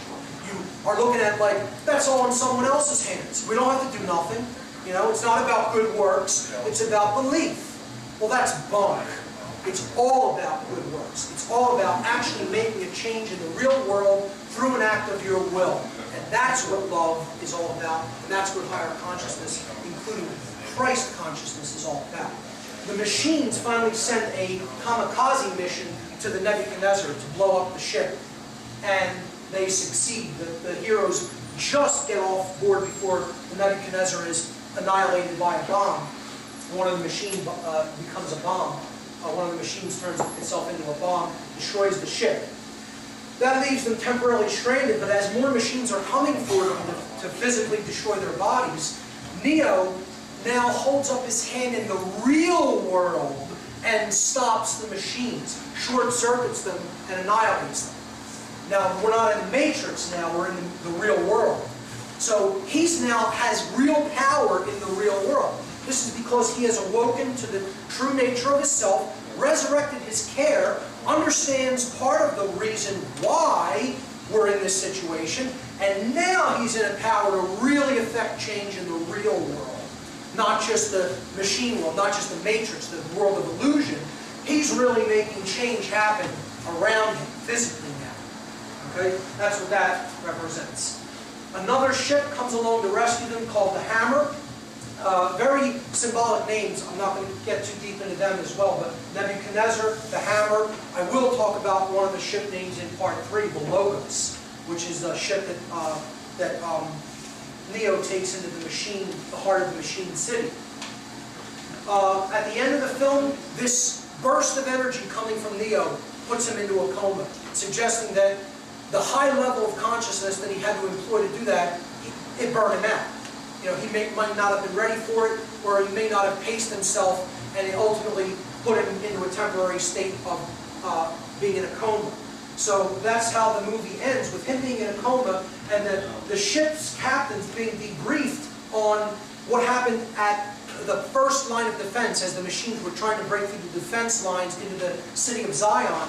They find that someone blew an electromagnetic pulse weapon, which is the humans' weapons against the machines, and did it prematurely, knocking out all the ships, and then the machines were able to swarm in and just annihilate the first line of defense of the city. So this is the guy who did it, and they found him unconscious, also in a coma like Neo, kind of, and that was Bane, the Bane character again. And we saw that Smith took over earlier in the film. So really now, Smith's consciousness is embedded in this physical person named Bane in the real world. And the spirit of death and the virus of poison worldview and the poisoning of the heart and care is actually operating through this man, through his body in the real world. And he's actually right across from where Neo is at, in the other health bay on the ship. That's how the movie ends. It's a big cliffhanger to be continued. I was kind of horrified by that in the movie when I saw movie number 2, because I didn't even know it was going to be continued. I thought they were going to kind of wrap this one up, and you know, when I saw it was to be continued, I was quite frustrated. So let's move to the third movie, and this is How to Get Out of the Matrix. This part is probably the least popular. And not only is it the least popular, it is most definitely the least understood of the 3 films. Let's jump in. Once again, sacred feminine in distress over Neo being in a coma, over right action being dead, essentially, okay, still, and the hero still asleep at the beginning. These are the first times you see them in the film, and that's what's going on. Sacred feminine, still in distress, hero still asleep. The one is still not really at his full potential. There's more that he has to wake up to. Like, what is required of us to really solve this problem? What is required is going to be discussed in this film. So, they find out from the Oracle, who now looks different because part of her code was shut down by the Merovingian, but she moved into a new body within the Matrix. So she survived, wasn't completely deleted, but the Merovingian was very upset. He controls codes that come in, programs that come in and out of the Matrix. He was very upset that she helped the main characters to get the Keymaker, because he did not want the Keymaker released. So we learn from the Oracle that Neo is trapped in a place in his mind that is between the real world and the machine world. So he's not fully in the Matrix, but he's not in the real world either. He's somewhere in between. And that this construct is controlled by a program known as the Train Man, who you see here, the Train Man. All right? And he works for the Merovingian and follows his orders. So they want to lead a rescue mission into this, into the Matrix, to go back to the Merovingian and try to convince him to release Neo from this construct, controlled by the Train Man. This is described as a black market of sorts for programs. Programs can make deals with the Merovingian, smuggle code in and out of the Matrix. One of the programs wants to get his daughter out of the Matrix because he says he loves her. And Neo finds that so hard to believe. A program can love. And I think what that's representing is that even the agents of the Matrix, they have their reasons for doing what they're doing. These are ultimately justifications. But, you know, they say, well, I have a family, I have bills to pay, I need to continue to do this, someone needs to do it, I can make money doing it, and, you know, they believe that nonsense, that this has to continue, this control system, and, you know, basically, it's showing that they have underlying motivational reasons that could even be, related to love and attachment to people within their family and their circles. So, finally, with the help of Seraph again, Morpheus and Trinity go into the Matrix to try to make a bargain with the Merovingian. Well, what happens is the Merovingian tells them he wants the eyes of the Oracle because he wants sight of the future. He wants to be all-knowing, which the controllers of this world want to do. They want to see things before it happens. They don't want to play the game of chess, honestly. You know, they want to control every function of the board so that the game is already, they know the outcome of the game before it's even played. That's what a reptilian mindset is all about. It's not about, it doesn't want any surprises. It wants 100% knowledge so that their victory is assured. So what he's saying here is he wants the Oracle's eyes. He wants the knowledge of prophecy of the future, of what act everybody is going to make so he can come out on top. And Trinity holds, finally holds a gun to his head saying, we can all go out here. I'm ready to die. I'll take you out. You can kill all of us. But, I don't really care. So she's saying, I'm willing to lay my life down. And the Merovingian finally does capitulate and releases Neo from the Train Man. Neo then, before they leave the Matrix, wants to go back and see the Oracle. And this conversation is very important to the plot. The Oracle says to Neo, she tells him that the architect told him what he told him because he is incapable of seeing past any choices. Because he doesn't understand choice. He is robotic consciousness. He's machine consciousness. He's left brain only consciousness that is divorced from any right brain intuition. So he doesn't have holistic intelligence. He can't really see the big patterns, the heuristic patterns. He can't see the forest for the trees. He can't even see the choices that are really right before him because he doesn't really understand choice or free will. He is totally deterministic. Okay? He's a machine mind. That's how a machine thinks. He says to him, choices are all variables in an equation. One at a time, linearly. A variable must be solved and countered, and that's how the left brain thinks. He says that's his purpose, to balance the equation, to make sense of reality and order and, make constructs out of things. Okay? And Neo says, what's your purpose? And she says to unbalance it, because she's the right brain aspect. She's the chaotic aspect. She's the intuitive aspect. She's the part that thinks heuristically and big picture thinking. All right? She can see intuitively into the future. She's non-linear time-based thinking, not time-bound awareness. So her purpose is to unbalance that left brain side, to bring balance to it, in other words. The oracle then says, I see the end coming, the darkness spreading. I see death. And she's referring to Smith, this spreading of this virus within the entire world, within the Matrix. She says, you are all that stands in his way. Very soon he's going to have the power to destroy this world. But I believe he won't stop there. He can't. He won't stop until there's nothing left. Okay, so the desire to control death, the destruction of the heart energy, doesn't want to stop. This darkness wants to infest everything until it has consumed everything. And Neo says, what is he? Referring to Smith. And she says, he is your opposite, your negative. Because Neo represents light and the will for freedom. And Smith represents death, decay, entropy, darkness, and the will to enslave. Okay? So she says, he is the result of the equation trying to balance itself out. So Smith finally comes into the oracle and assimilates her, gaining her eyes. So now death, entropy, decay, actually has the vision and the foresight that it needs to move forward to really infest everything. So since we're talking about what these different programs within the Matrix represent, I made this chart that breaks it all down. The architect of the Matrix is the human ego, run amok, totally gone out of control, not checked whatsoever. And that's what's putting us deeper and deeper into the control system. He is left brain dominance, pure left brain, as I've been talking about. He is also the R complex, because when we're in a left brain form of imbalance, the executive command functions all get shunted and get rooted within the R complex, which is our base brain, our reptile mind. And that's why controllers all act like reptiles. It's all about me, me, me, what I can get, what I can hoard, and screw everybody else. Okay? It's about the desire for control. That's the architect of the Matrix. That's what got us into this mess. It is the deterministic aspect of creation. I would say it's the deterministic aspect of thinking, really. All right? It's determinism is what the architect represents. No wavering, no free will, no choice. Hard-lined approach. Okay? The oracle represents the human intuition. She is right brain dominance.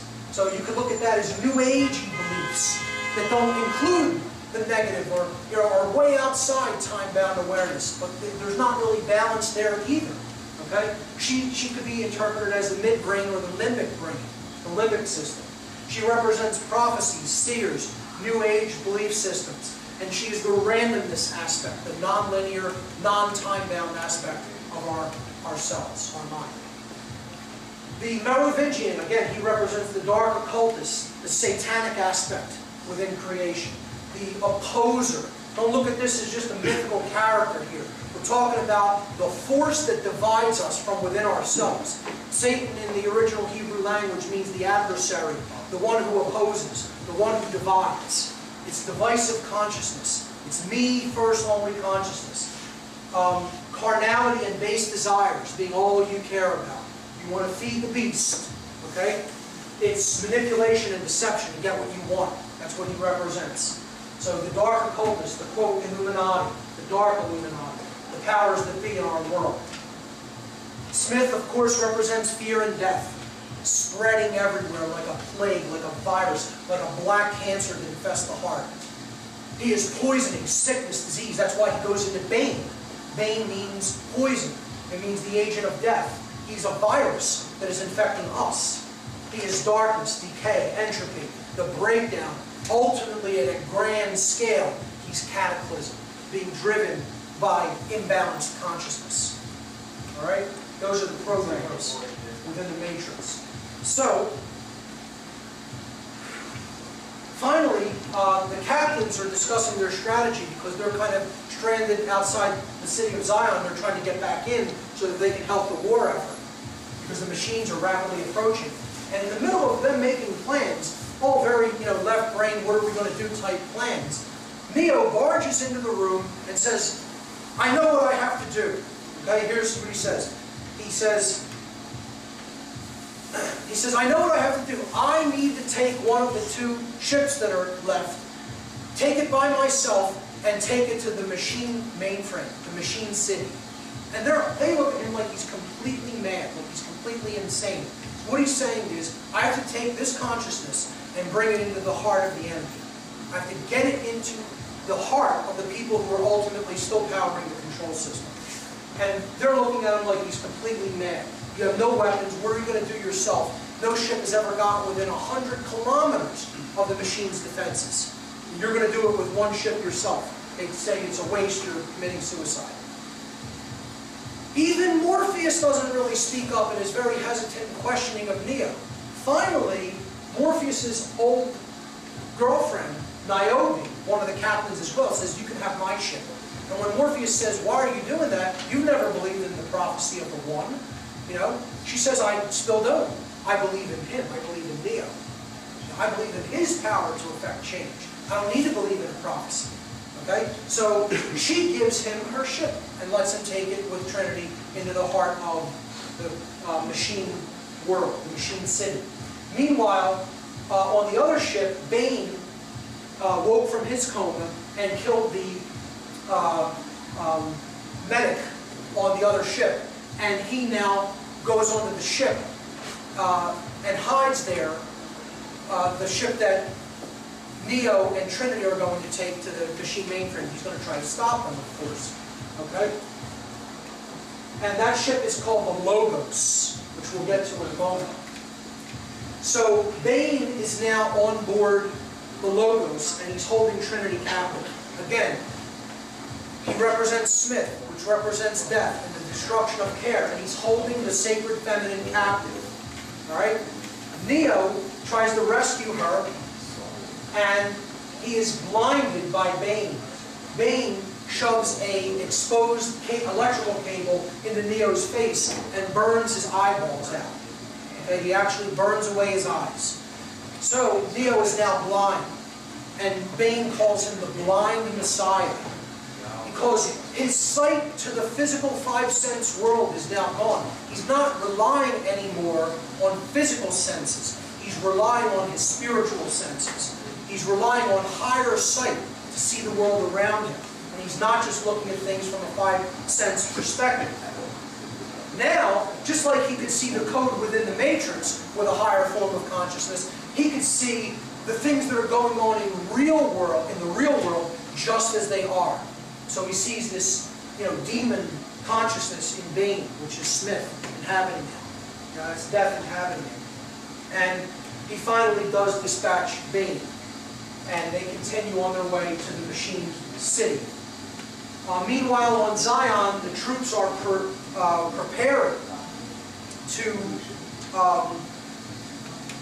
do battle with the machines. And they're all very hesitant and very nervous because they don't think many of them are going to survive, if any of them at all. So, the battle finally begins when the machine consciousness breaches the defenses of Zion and comes into the city like a swarm of locusts, annihilating everything. Their numbers are too great, and this is suggestive that the numbers of the people who are still totally attached to the system of control in our world, and who will give over all of their energy and their bodies for the perpetuation of that control, are still so overwhelmingly vast that it is like we are literally up against a plague of locusts. Okay? That's what that represents. That so few are woken up to the evil of their actions that they will do the bidding of the machine consciousness full bore, no matter what it means, even if it means the destruction of humanity. So Niobe pilots a ship through the mechanical pipes leading back into the city of Zion, and they explode an electromagnetic pulse weapon, which gives them a little bit of breathing room. It destroys enough machines to give them some breathing room. During the aftermath, there's a conversation between Neo and the council members, and he says that Neo is doing what he believes he must do.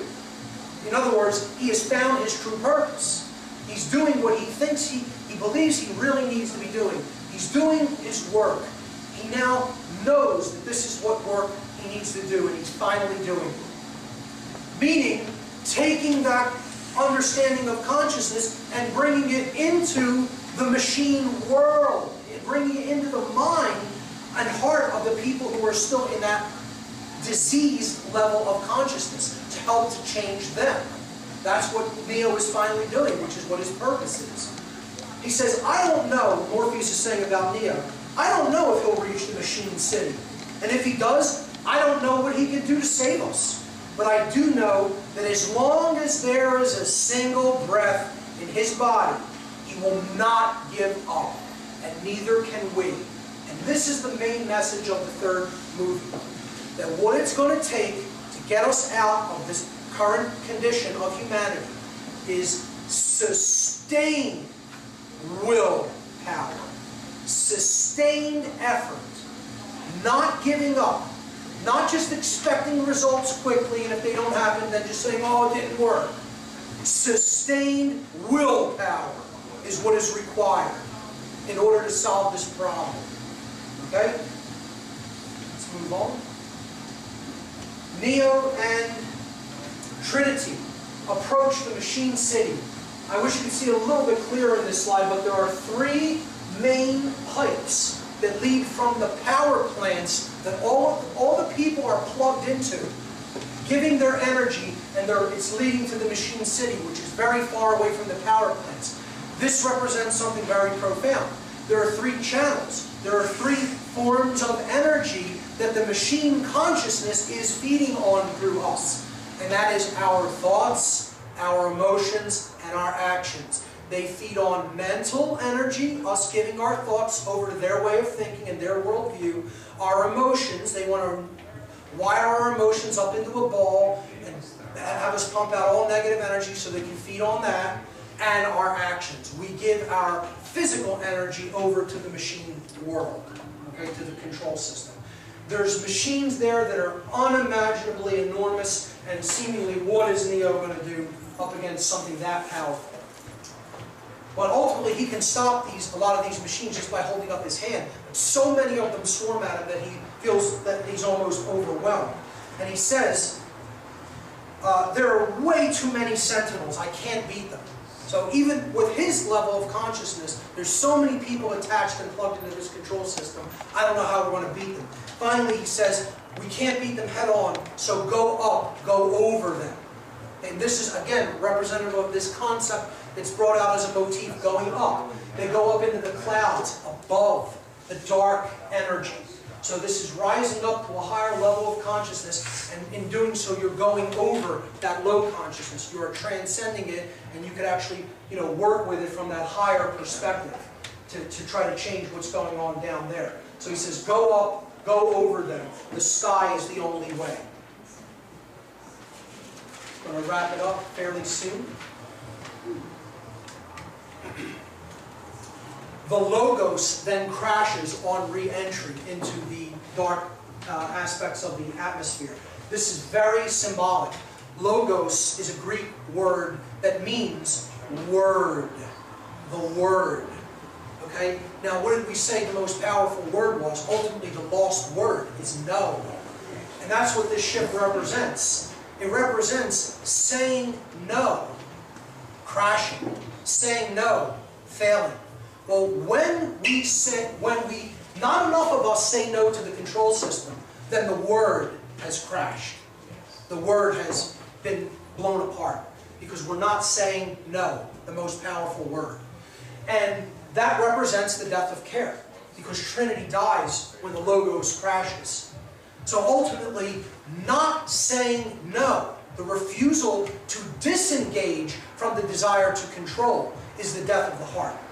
That's what this is saying, symbolically, allegorically. That's when she dies, when finally the word crashes. Neo says goodbye to Trinity, and now there's only one recourse. Because saying no has failed, now a sacrifice is required. So this is what's going to happen if we don't say no.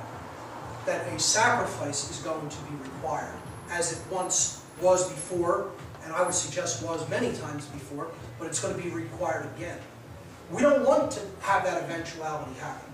We're trying to avert that, ultimately, by going up over them, okay? Going to the sky and changing consciousness. But if it has to be done through a sacrifice, then it will be, and a small portion will fight for the whole. So, Neo says to Deus ex machina, which is the God out of the machine, which is what this big machine is, the hive mind of the machine world. That's what it represents. You know, the totally diseased consciousness of the intellect divorced from care and wisdom and out of control and ultimately trying to dominate everything. He says to it, the program Smith, this virus, has grown beyond even your control. In other words, death is going to destroy everything. Okay? You're not even going to survive this, you know, to control anything. You're going to have a world of complete annihilation and cataclysm left, you know, that you're going to rule. You're not even going to rule it. You're going to get swept up in that hard cataclysmic outcome. He says, Smith has grown beyond your control, and soon he will even spread through this city as he has spread through the Matrix. You can't stop him, but I can. So he tries to make a deal with the machine mind and says, I'll take care of the Smith problem if you will agree to free Zion, not destroy Zion. So the machines ask him, what do you want? And he says, I want peace. Okay, so he's the bringer of peace. He's trying to negotiate a stand-down between the machines and humanity. So the machines plug him into the Matrix through their mainframe, through the machine mainframe. And when they do that, he's going to go in to fight Smith for the machine world, and the machines now stand down in the city of Zion, and no one knows why they're standing down. Morpheus, however, recognizes that this is something that Neo is doing, and he puts his weapon down first. He's the first person to lay down his weapon, because he's saying, I'm willing to give peace a chance. I'm willing to try to take the route of higher consciousness through Neo. Okay? So Neo goes into the Matrix to fight Smith. All the other Smiths line up to watch it, because the one Smith who he's going to fight says, I have the eyes of the Oracle. I know everything. I know how this is going to turn out. Which is very arrogant of him, because he doesn't see, he doesn't really recognize that Neo's plugged into the machine mainframe. So the machines, the mainframe have access to this virus now. What does Smith do? He assimilates people. He goes into them, becomes them. They become him, I should say. Okay? So ultimately, in this fight, what Neo's going to allow to happen is Smith to go into him so that the machines can locate the virus and eradicate it. Alright? And in the middle of the fight, when it's looking totally hopeless for Neo, and Smith drives him from the sky like a meteor, like a comet, into the earth, and opens up a huge crater and a big blast of energy, Neo still gets up. He still gets up for more punishment. And Smith asks him, why? Why get up? Why keep on fighting?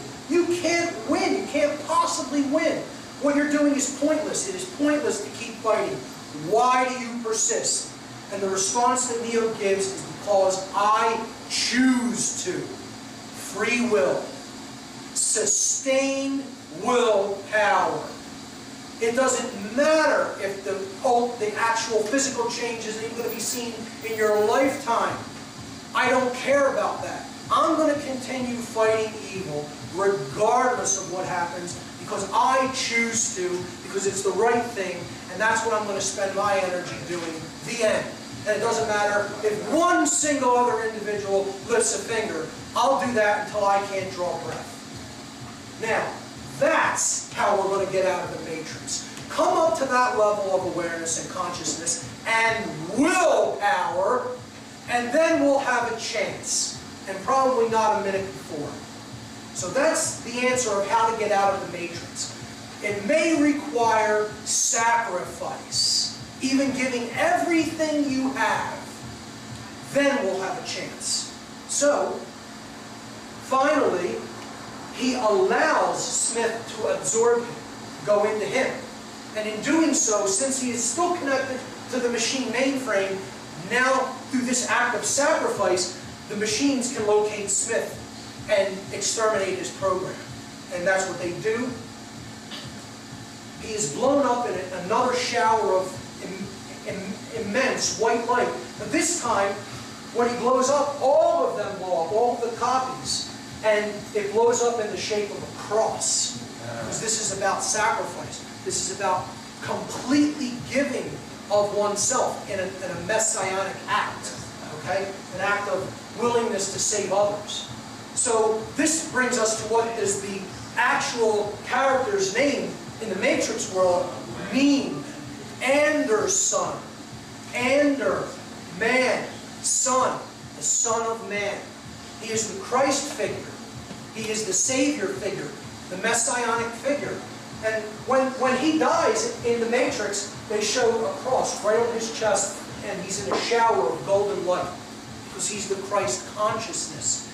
Neo is the embodiment of Christ consciousness and the willingness to give everything to create a change in the world. That's what he is. And you see the final position that his body ends up with in the machine world, in a position of crucifixion. So that is what Anderson ultimately represents symbolically. In doing this, the machines broker a peace between them and the humans, and the war ends. The war between the machine consciousness and humanity is over. This is announced to the people of Zion. They rejoice that the war is finally over and they can move on with their lives. The final scene is between a conversation between the Oracle program, who now comes back into the Matrix. She is resurrected as well, after having been absorbed by Smith, and the architect. And the Oracle character says to the architect, well, the people of Zion are free, but what about the others? What about the people who are still connected to the Matrix, to these power plants in the Matrix? She says, what's going to happen to them? The ones that won out. And the architect has brokered a deal because of what Neo has done for the machines by eradicating Smith. See, it's about, he has conquered death. That's another concept of the Messiah or the Christ. He's conquered death. He is light. He conquers darkness. So, in an act of sacrifice, that light energy has conquered the dark. And the answer that the architect gives is the profound ending message of the whole series, the whole trilogy. He says to the Oracle that the ones that won out will be freed. That is the final message of the architect in the film. He says, obviously, they will be freed. So in other words, the desire to want to get out of the system of control is where it has to all start. And that's where it will start for other people who have not yet seen the truth, but if they want it badly enough, they will be freed at some future point. And that's the message of hope that the trilogy concludes with. However, there is one other question that is what the whole trilogy is ultimately about.